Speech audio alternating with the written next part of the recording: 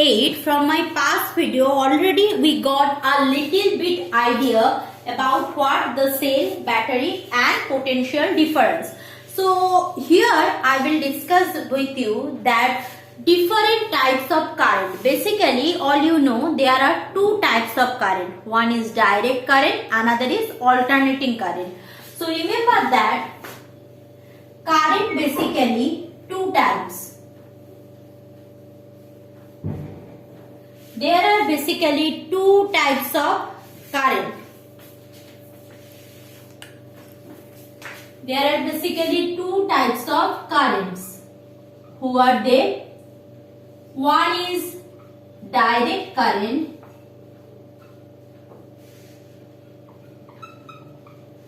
another is alternating current.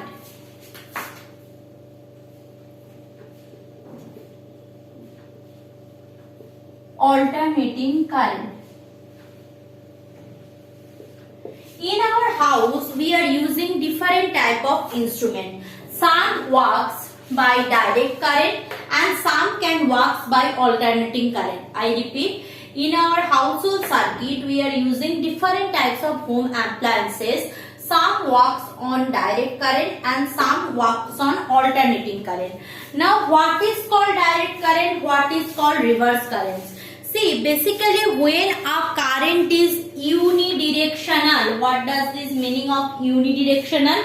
Unidirectional means when the current is not changing its direction with respect to time.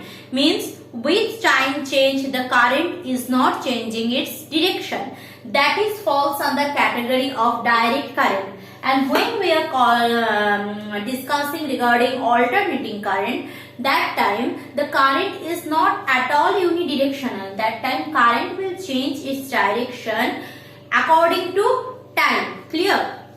So it is also written as that the current is called direct current, which is coming from as an example of direct current, any kind of current we are getting from cell, battery, inverter, that are the direct current, and we are getting alternating current from electric power supply. Clear? And there is an instrument which can convert that alternating current to direct current. Clear? So basically we are having both type of instrument in our home. Some works on direct current, some works on alternating current. That's why when we need direct current, we are converting alternating to direct current. See, you can ask me, ma'am, why alternating current is converting in direct current? Direct current is not converting in alternating current because alternating current has the property it can convert it to direct current, but direct current can't be converted to alternating current. Clear? Again, that is the scope of the beyond scope of the discussion. So for now, remember that there are two types of current. One is direct current, another is alternating current. What does the meaning of direct current? When the current is unidirectional, means current is not changing at all its direction with time, with changing time. That is my direct current. And alternating current means when the current is changing its direction after certain time interval. Clear? So alternating current and direct current done. Now we are coming for that circuit diagram. See, whenever you are representing current through a circuit, voltage in a circuit or potential drop in a circuit or resistance in a circuit, that time we will use specific sign for specific purpose. So I need to mention that before going to the circuit diagram. Remember that current always denoted by these things is very much important. Current is always denoted by I, symbol I or small I, capital I or small I, both can be used to denote current. Voltage. Voltage in a circuit always denoted by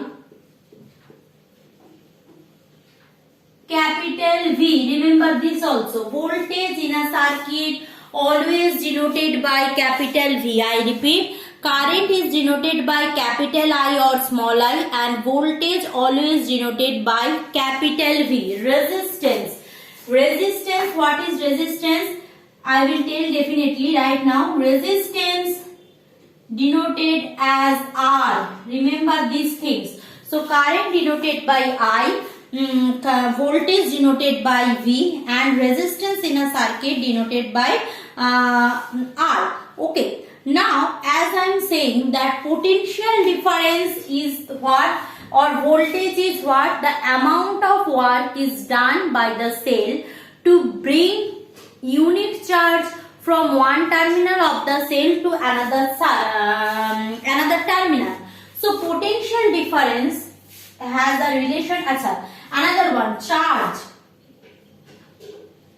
Charge in a circuit denoted by either capital Q or small q. Both can be used to denote charge, either by small capital Q or by small q. Both can be used to denote the charge. Done. Now, what is the different relation with each and every quantity in the circuit? That's very important. What is the relation between? Now, no one will ask you right at the stage of class 8 why this relation holds like that. For class 8, you just know, just like mathematical formula, you need to remember. Then this current, voltage, resistance, and that charge all has interrelationship with each other. Means they are very much depend on one another. So there are few relations which they are holding with one another. That we need to remember or need to know. So I am upgrading you with that relation. Let's see. So first of all, what is the relation between potential difference and work done in a circuit? Remember, potential, number one I am telling. So potential difference V equal to W by Q, that is amount of work done per unit charge. See, all things given in book, you read from book, because this is notes wise. If I am going to do, that will take a huge time. So right now just I will give a PDF also, but don't rely only on the PDF, go through book also, because you know I will give the question from book and as well as my note and the question answer. So don't rely only on that notes. So V, or potential difference, is equal to work done per unit charge. Next, what is current? Current is number of charge per unit time.